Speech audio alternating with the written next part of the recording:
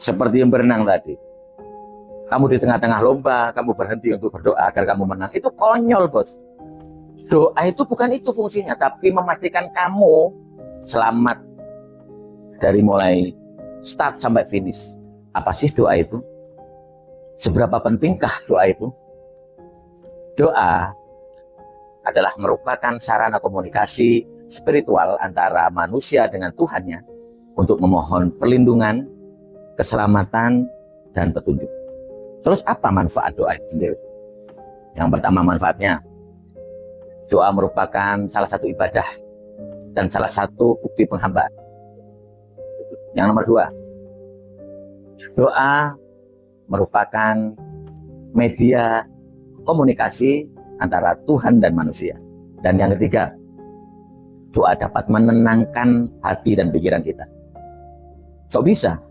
Karena dengan doa dapat mengelola perasaan emosi, marah, ketakutan, dan kecemasan. Apalagi ketika kita berhadapan dengan kejadian atau realita yang sulit diselesaikan. Yang keempat, dengan doa dapat membentuk karakter yang positif. Karena dengan doa dapat memanifestasikan kerendahan hati, keikhlasan, dan dapat dihindarkan dari sifat angkuh dan sombong. Dan yang terakhir, doa merupakan salah satu bukti rasa syukur kita terhadap Sang Pencipta. Kenapa sih saya mengangkat tentang doa? Karena beberapa hari yang lalu sempat lewat di beranda saya, ada yang mengatakan bahwa doa itu gak penting. Banyak orang yang berdoa ingin kaya tapi tidak kaya-kaya. Ada yang seperti itu yang ngomong. Bahkan ada yang menganalogikan mengikuti lomba renang. Ketika di tengah-tengah lomba, agar menang ia berhenti untuk berdoa. Tidak menang, justru dia tenggelam. Pernyataan-pernyataan seperti ini adalah pernyataan konyol. Karena kemungkinan ilustrasinya kurang banyak. Sehingga kerangka berpikir yang salah. Seperti yang saya jelaskan tadi, doa itu untuk memohon perlindungan, untuk memohon keselamatan, sekaligus petunjuk.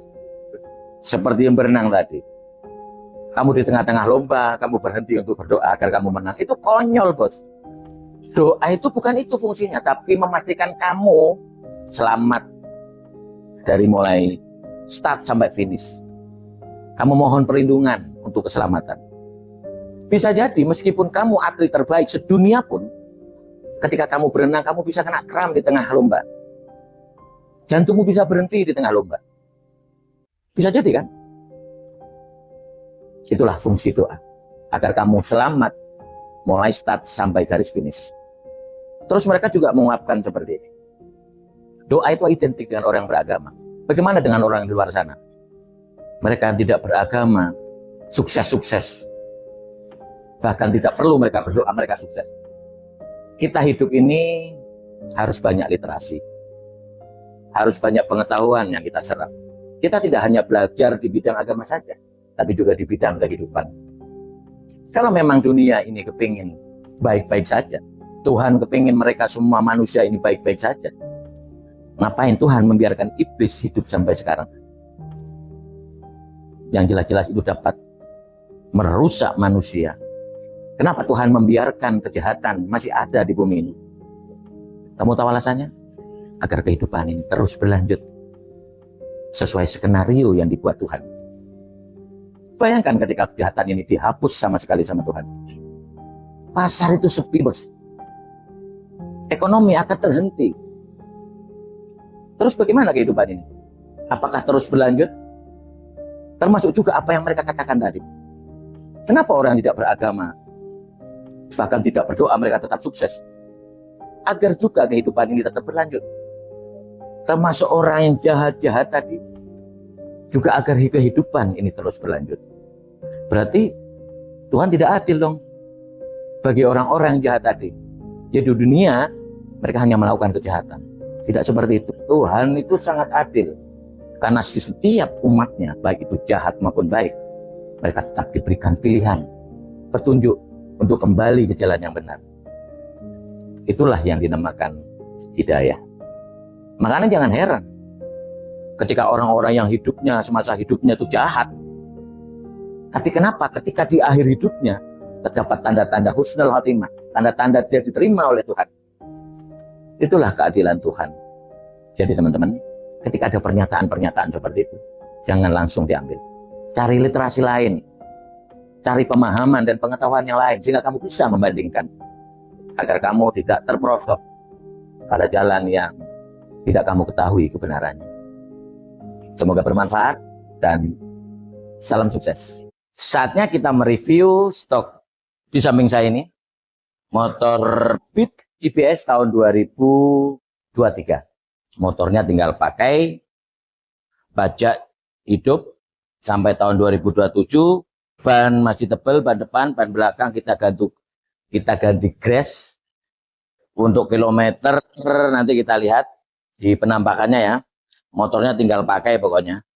Nah, ini cocok untuk teman-teman yang cari angsuran yang di bawah 700. Nah, jereng kan? Untuk kilometernya di 34.000 sekian.